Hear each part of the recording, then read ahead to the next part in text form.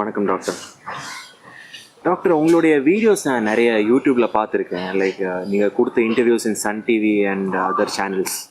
So எனக்கு இருக்கிற சந்தேகம் வந்து இந்த பெரிஃபரல் நியூரோபதிங்கிற நரம்பியல் சம்மந்தப்பட்ட பிரச்சனைகள் கொஞ்சம் வயதானவங்களுக்கு மட்டும்தான் வருமா, இல்லை ஒரு 20-30 வயசு தொடர்பான ஆட்களுக்கு வரது வாய்ப்பு உண்டா? அப்படி வரதா இருந்தால் அது எப்படி, அது வந்து காண்கிறது, முன்னாடியே பார்க்குறது, அதெல்லாம் எப்படி தெரிஞ்சுக்கிறது? ரொம்ப நல்ல கேள்வி தம்பி. இப்போது ஒரு காலத்தில் அது ரொம்ப வயதானவங்களுக்கு ஒரு நோயாக தான் இருந்தது, 50 வயசுக்கு மேலேன்ட்டு. இப்போது எல்லாமே கொஞ்சம் மாறின்னு வருது. எப்படின்னு கேட்டிங்கன்னா, உங்கள் ஏஜ் இருக்கிறவங்க எல்லோரும் ஒரே மாதிரி கையை வச்சுட்டு ஒர்க் பண்ணுறீங்க அந்த கம்ப்யூட்டரில், அந்த மவுஸில் வச்சு. அது ஒரு பெரிய பிரச்சனையாக இருக்குது. ஸோ நம்ம என்ன சொல்கிறோம், இதெல்லாம் லைஃப் ஸ்டைல் டிஸார்டர்ஸ்ன்னு சொல்கிறோம். ரொம்ப நடமாட்டம் கிடையாது, எக்ஸசைஸ் கிடையாது, அதில் நியூட்ரிஷன் கிடையாது, B12 D3 யாருக்குமே இருக்கிறது இல்லை, ஏன்னு தெரியல.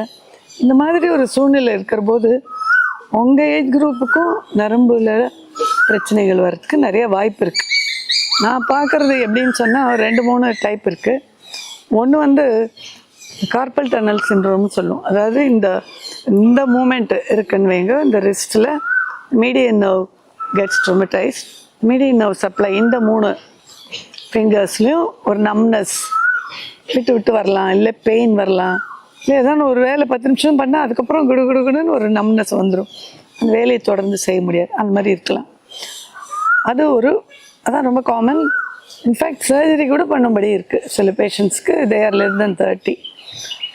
This is because compounded by lack of nutrition, B12, lack of exercise, அந்த மாதிரி எக்ஸ்ட்ரீம் கேசஸ் மட்டும் இருக்கலாம். பட் நான் சொல்ல ஒரு அவேர்னஸ் தான், எல்லாருக்கும் இருக்குன்னு நான் சொல்லவே இல்லை.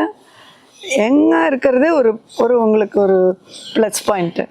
பட் லைஃப் ஸ்டைல் மாறுபடுற போது அது வரவேற்றுக்கிறாங்க எல்லோரும், அப்படி தான் நான் சொல்லுவேன். ஓகே, அடுத்தது வந்து நிரால்ஜியா பேராஸ்தட்டிக்கான இந்த ஹிப்புக்கு இந்த இடத்துலேருந்து லேட்ரல் சைடு ஆஃப் த தை, அது நீங்கள் பாக்கெட்டில் கை விட்டால் எந்த ஏரியாவோ அந்த இடத்துல தொடர்ந்து ஒரு நம்னஸ். ஏன்னா டைட்டாக நீங்கள் ஜீன்ஸ் போடுறீங்க, சம்டைம்ஸ் பெல்ட் போடுறீங்க.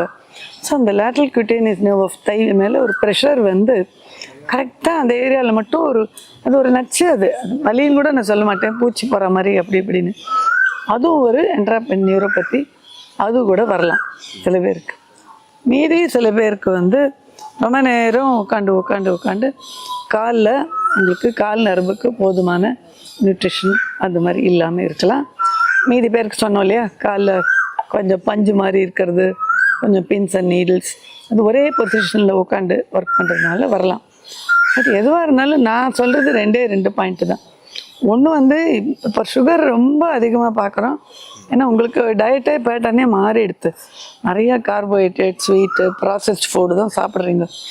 சுகர் எல்லோரும் தயவுசெய்து பார்த்துக்கோங்க, தைராய்டு எல்லோரும் தயவுசெய்து பார்த்துக்கோங்க, வெயிட்டு செக் பண்ணிக்கோங்க, ஒபேசிட்டி வராமல். இது கையில் இந்த மாதிரி கொஞ்சம் லேஸாக இருந்தால் கூட டாக்டர் அணுகி ஏதாவது பிரச்சனை இருக்கான்னு பார்த்துக்கோங்க. ஏன்னா வலதுக்கே நம்ம எல்லாருக்கும் ரொம்ப முக்கியம், சாதம் பிசைய, ஒரு தலை சீவ, பட்டன் போட. ஸோ வலதுகையில் ஏதோ ஒரு சிறு பிரச்சனைனா கூட ஒரு மருத்துவர் அணுகி பார்த்துக்கிறது நல்லது. ஜென்ரலாக சின்ன வயசுக்கு வரக்கூடாது, ஆனால் லைஃப் ஸ்டைல்னால வர்றதுக்கு வாய்ப்பு இருக்குது. புரியுதா? நன்றி.